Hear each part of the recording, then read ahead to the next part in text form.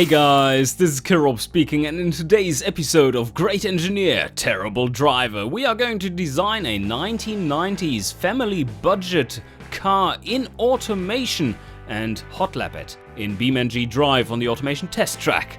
What driver score will I achieve today? We shall find out. 1990s family budget, that should be pretty easy. I mean, we do have this one, it's a coupe, and this is a sedan. Yeah, okay, well, fair enough. But everything else here seems to be a little too fancy. This one would be good, but this is so 80s. So I assume we are going with this one. A wagon! Oh, perfect. Yes, let's go with this one. Budget! Budget. Definitely don't use corrosion-resistant steel then, but rather just pure steel. We are going with monocoque, of course. That can be easily mass-produced. And then chassis material, galvanized steel, goes cheap. This is still cheap enough. But at this point, 1990s, galvanization is the bare minimum you want to use. Front transverse. That would be a front-wheel drive, front transverse engine mount, yes. Okay, front suspension.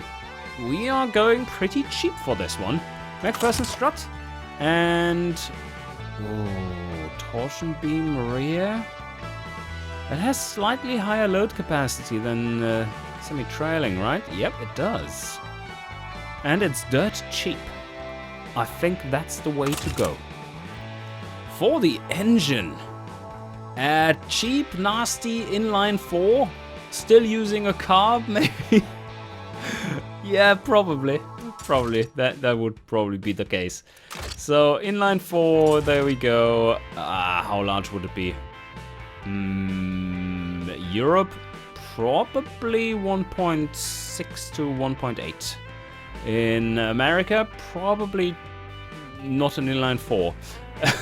And larger, or an inline 4 at 2.2 liters or something. So let's go with somewhere in between. Maybe a 1.9 liter, but dirt cheap. We are going with 3 valves. That is like just barely scratching by the emission laws, but yeah, not. High tech is something else. And fully cast, of course, everything is cast. We don't want to go too fancy. Cast, hypertectic cast. Oh, those damn emission rules, they might come and bite us, because we have to use a carburetor. And carburetors don't really like, catalytic converters don't really like carburetors, I've heard. So, hypertectic cast, too expensive. Cast. For the compression, we're aiming at something like 7-8 maybe. Does it have VVT? Engineering time, 3 months. How about no?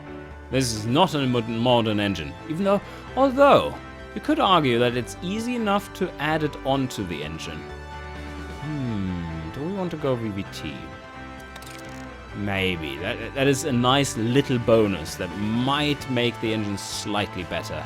Slightly better than absolutely terrible. So, no injection, but carb. Put in an old 4-barrel carb, which is plenty. I mean, it's plenty modern. How much does it cost? 240. Wow, that's expensive. How much does injection cost? 340. It's not... Yeah, but engineering time. 14.2 versus 4.5. And you have those things lying around anyway. So at least give it a 4-barrel carb. It's a tiny 4-barrel carb. But yeah, we give it at least that. So let's see if that helps. Regular. And it needs to be somewhat fuel efficient. Maybe it's actually better. Well, for the stats, it's definitely better to go with injection. But maybe this would be the time. Yeah, I reconsider. Let's go 4-barrel carb with the equivalent of a 4-barrel carb with injection. Single point fuel injection. That's the poor man's choice, really. Yeah, that's far better than going with an old carb.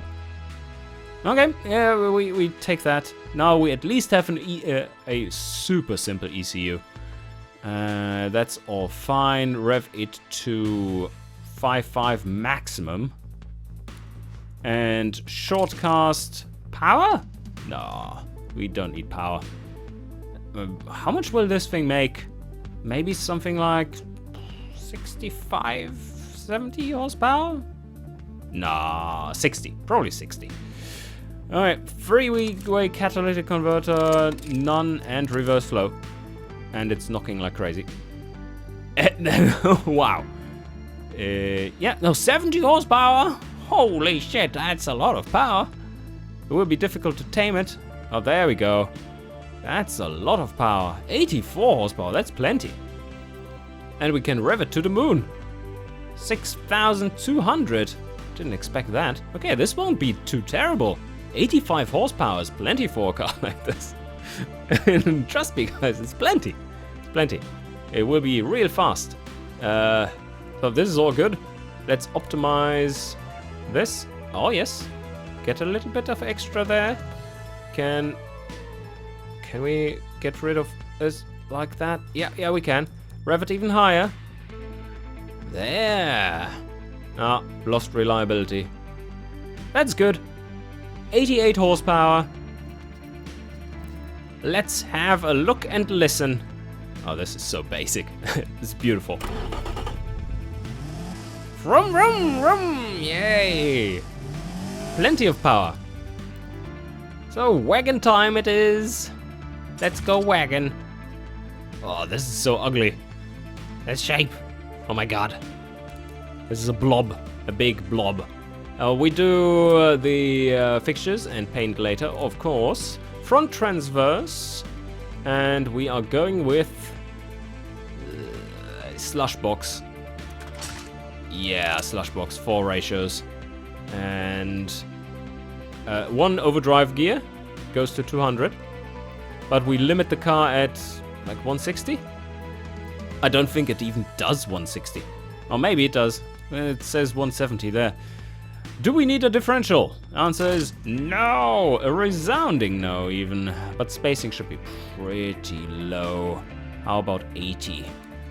Radial tires, yeah, it's definitely time for radial tires. Hard long life. 1990, 175s?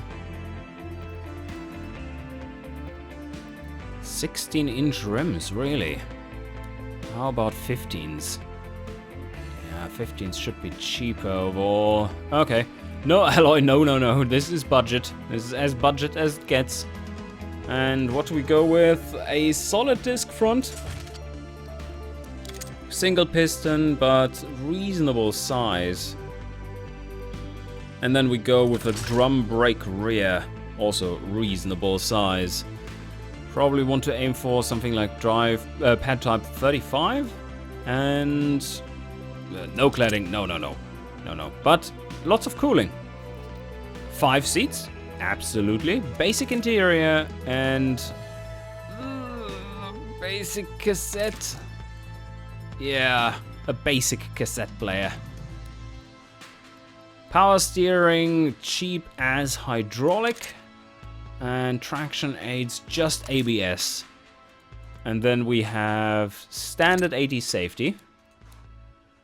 Progressive springs, yeah, but oh, can we get a bit more here? Utility, family utility budget. Are we getting there? It's already categories that are reasonable.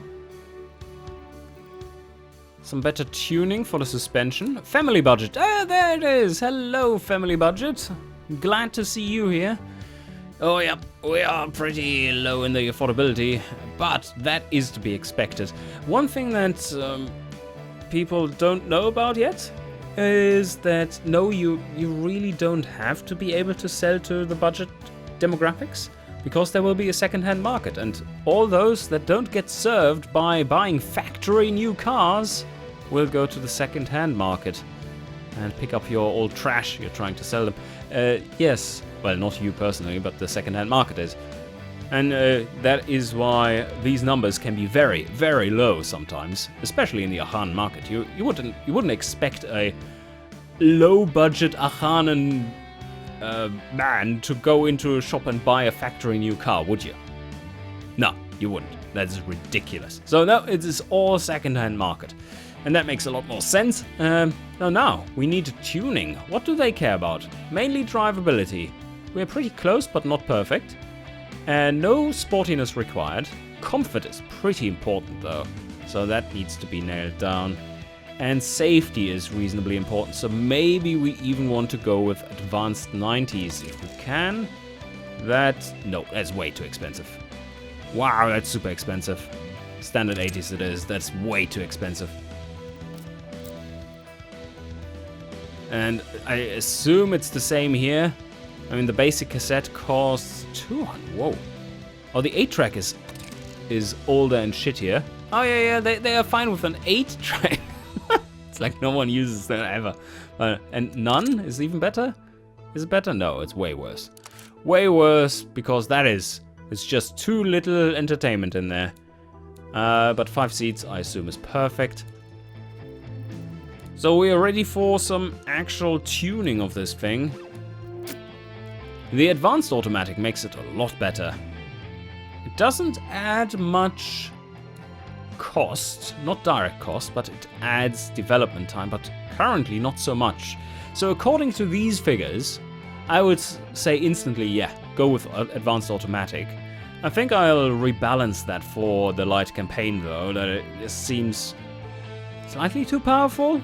Just being able to go advanced automatic without any kind of downside to it, really. So I'm choosing advanced automatic here, but keep that in mind. That might change.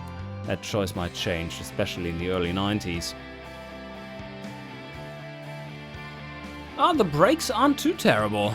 Setup could be better, of course. Let's try to get there with more pad type. Do they need better brakes? They don't like the extra pad type because they like the comfort rating. Maybe they can get away with a bit larger brakes, front and rear. Not really, can we? It's about as high as they want to go. We don't have any brake fade, which is great. I assume the car is just way too slow to even get into that. So far so good, I think. Oh, maybe they like reliable cars a lot. No, not that reliable. They also do like their fuel economy. Although that is... it's a little bit of a struggle boss for them here. Ooh, 10 liters. It's a reasonably lightweight car for being a wagon. 1150 kilos? That's very lightweight. So the only thing left is a bit of suspension tuning. Okay, not much more we can do here, I would say. This is fine. We are scoring pretty well. Let's check out the markets real quick. Yeah, that is looking good. Scoring in all the cheap categories. Making a car for the family budget demographic is really a matter of, yeah, sometimes things are just good enough. And in this case, it is just barely good enough. It's drivable. You're not sitting on a brick. It's close to. It's not entirely something that you don't want to be seen with. And it is practical. It is very practical. Practicality here is through the roof. 20% weighting on that. So that's super important. That's why I chose the wagon body. Now I've done some morphing as well. I think this is looking slightly better than the original. And now it is time to design this thing.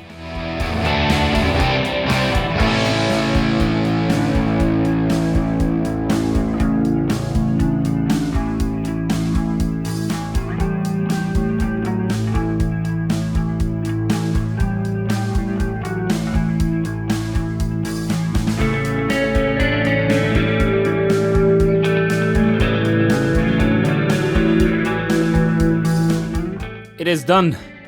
The Evitus Liga. It is a very basic looking car, but it is a car. It is a car. It looks 90s. Yes. So we do have a very, very simplistic front trim. Small grills, of course. And then... oh, one sec. I'm seeing something that is not right. Not quite right. This here needs to be mirrored. Whoops. Yep. Like this and like this. There we go. Much better. Oh, yes. And... yeah, the rear also very simple. Let's go to a different tab so that we don't highlight everything. Yeah, I don't see why this one isn't very good. We even have fake grills in the rear, as you can see. It's just plastic. Just makes it look like in the front. Very cheap to make though. And yeah, super simple setup. As a budget car should be. I think it still looks pretty decent, and I'm looking forward to testing how it drives. So the Evitus Liga with a R4 E90 K88NA, and now we shall send it around the test track. There you go, massive acceleration off the line. Oh wow, it is actually accelerating pretty well. I think we might want to reconsider the speed limiter. Bam! Hit! And this variant crosses the line at 302 exact. Now let's see if we need to change the speed limiter a little bit. That actually lowers its... yep, as expected. And that actually makes the car worse.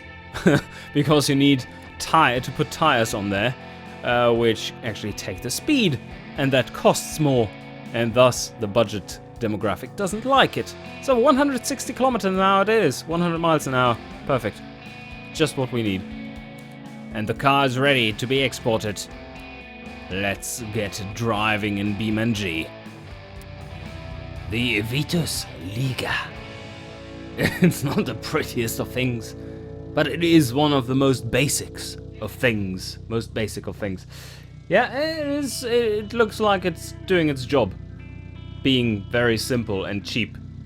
And I assume it's just going to have its drive mode and no fancy sports mode or whatever. Even though we do have the advanced automatic in there. Maybe there's a sport mode. Maybe there is a sport mode. Yeah, Sport 1. Can we switch through that? No. Do we have... oh, no manual mode. That's only available in dual clutch. Okay, but I assume we have a sport mode then, because we chose the advanced automatic. And I shall give this a little test drive, and then we start our Hotlap. It drives exactly the way you think it would. And... well, that's a good thing, I guess. But also, it is a bit quicker than I expected. So that's also good. Let's give this a quick hot lap. I had one warm-up lap where nothing really happened. Although, okay, I missed the Bavarian bend because I was a little too optimistic. But other than that, it was good. Oh, let's go. There we are, off the line. Super acceleration. It is actually pretty quick. Look at that. Look at that. A little bit of braking needed here. And no worries for oversteer. We can always straighten it out by just applying a bit more gas. More steering comes with lifting off the throttle. And we are headed towards Brian's Bend at blistering speeds. There we go. And late braking. The brakes are pretty good. ABS is working. And straighten out, full throttle. Yes, nice. Caswell's carousel coming up, and I think we need to do a bit of braking here. Yeah, looking good, and full throttle, out of here. Now high speed, the Daffy Flyer, down the hill What speeds will we reach? Will we reach our speed limit of 160 kilometers an hour? Nah, it's not looking like it. Not looking like it. But decent speeds. Yeah, over 150. Nah, slingshot. Not much of a challenge like this. Yeah, easy going. Losing speed up the hill towards Bavarian Bend. Now, but where is my liftoff and brake point? I tried 100 last time, so I'm going... Ooh, let's going around the corner a little too much there. And full throttle again. Yeah, simple enough. Okay, made it this time. Now, kill Rob chicane. And... braking. Yeah, that was good. That was good timing. And around here. Throttle now. Yes, perfect. Pomsicle and towards Adam's Apex.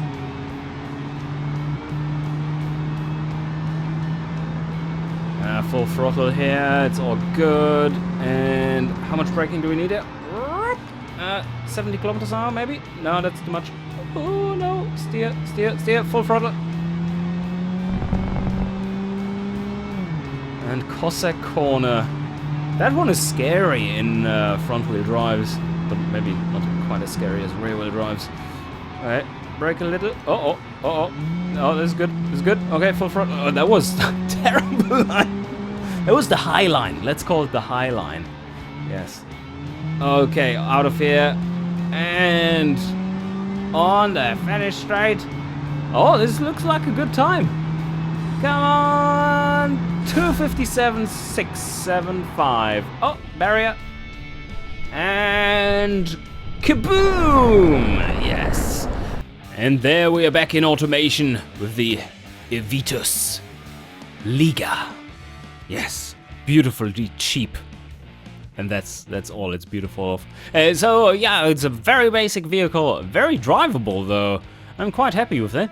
And in automation, it managed a 3 minutes 2 seconds around the automation test track. And in BeamNG, I managed to drive a 2 minutes 57 and 68. And that leaves us with a driver score of 102.4. Yeah, very drivable, I have to say. Front wheel drive for the win. As always, you will find the car's .car file down in the description below. And you can go ahead and drive it yourself. And as always, I hope you enjoyed, and see you guys next time.